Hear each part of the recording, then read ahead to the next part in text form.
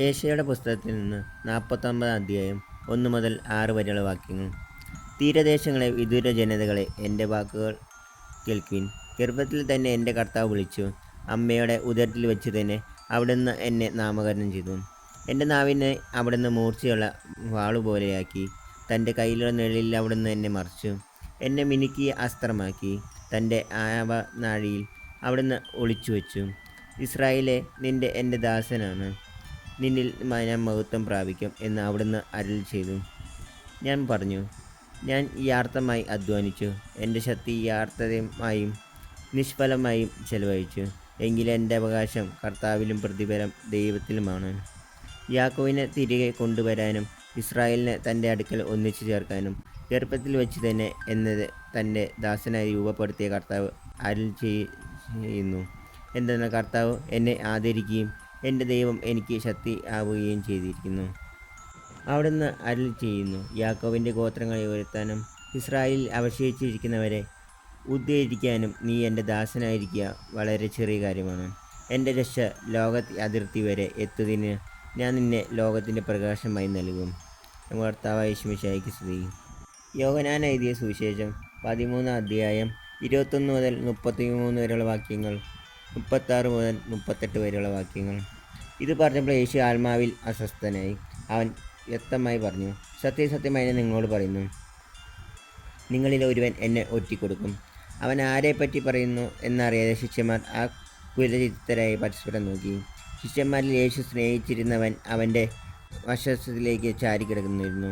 ശിമോൻ പത്രോസ് അവനോട് ആംഗ്യം കാണിച്ചു പറഞ്ഞു, അവൻ ആരെപ്പറ്റി പറഞ്ഞു എന്ന് ചോദിക്കുക. യേശുവിൻ്റെ വശത്തിൽ ചേർന്ന് കിടന്നുകൊണ്ട് അവൻ ചോദിച്ചു, കർത്താവേ, ആരാണത്? അവൻ പ്രതിവചിച്ചു, അപ്പക്കഷ്ണം മുക്കി ഞാൻ ആർക്ക് കൊടുക്കുന്നുവോ അവൻ തന്നെ. അവൻ അപ്പക്കഷ്ണം മുക്കി ശിമോൻ സ്കറിയോത്തയുടെ മകൻ യൂദാസിന് കൊടുത്തു. അപ്പക്കഷ്ണം സ്വീകരിച്ചതിനെ തുടർന്ന് സാത്താൻ അവനിൽ പ്രവേശിച്ചു. യേശു അവനോട് പറഞ്ഞു, നീ ചെയ്യാനിരിക്കുന്നത് വേഗം ചെയ്യുക. എന്നാൽ ഭക്ഷണത്തിനിരുന്നവരിൽ ആരും അവൻ ഇത് എന്തിനു പറഞ്ഞുവെന്ന് അറിഞ്ഞില്ല. പണസഞ്ചി യൂദാസിൻ്റെ പക്കലായിരുന്നതിനാൽ നമുക്ക് തിരുനാളിന് ആവശ്യമുള്ളത് വാങ്ങുക എന്നോ ദരിദ്രർക്ക് എന്തെങ്കിലും കൊടുക്കുക എന്നോ ആയിരിക്കാം യേശു അവനോട് ആവശ്യപ്പെട്ടത് ചിലർ വിചാരിച്ചു. ആ അപ്പകഷ്ണം സ്വീകരിച്ച ഉടനെ അവൻ പുറത്തുപോയി. അപ്പോൾ രാത്രിയായിരുന്നു. അവൻ പുറത്തു പോയി കഴിഞ്ഞപ്പോൾ യേശു പറഞ്ഞു, ഇപ്പോൾ മനുഷ്യപുത്രൻ മഹത്വപ്പെട്ടിരിക്കുന്നു, അവനിൽ ദൈവവും മഹത്വപ്പെട്ടിരിക്കുന്നു. ദൈവം അവനിൽ മഹത്വപ്പെട്ടുവെങ്കിൽ ദൈവം അവനെ തന്നിൽ മഹത്വപ്പെടുത്തും, ഉടൻ തന്നെ മഹത്വപ്പെടുത്തും. എൻ്റെ കുഞ്ഞുങ്ങളെ, ഇനിൽ അല്പസമയം കൂടി ഞാൻ നിങ്ങളോട് കൂടെ ഉണ്ടായിരിക്കും. നിങ്ങൾ എന്നെ അന്വേഷിക്കും. എന്നാൽ ഞാൻ ഏതൊരാളോട് പറഞ്ഞതുപോലെ ഇപ്പോൾ നിങ്ങളോടും പറയുന്നു, ഞാൻ പോകുന്ന ഇടത്തേക്ക് വരാൻ നിങ്ങൾക്ക് കഴിയുകയില്ല. ശിമോൻ പത്രോസ് ചോദിച്ചു, കർത്താവേ, നീ എവിടേക്ക് പോകുന്നു?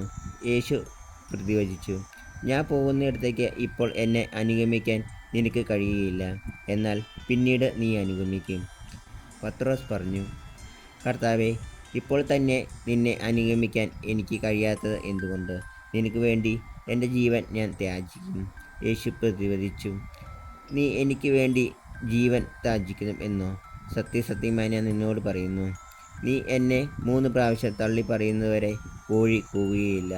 നമ്മുടെ കർത്താവായ യേശുമിശിഹായ്ക്ക് സ്തുതി.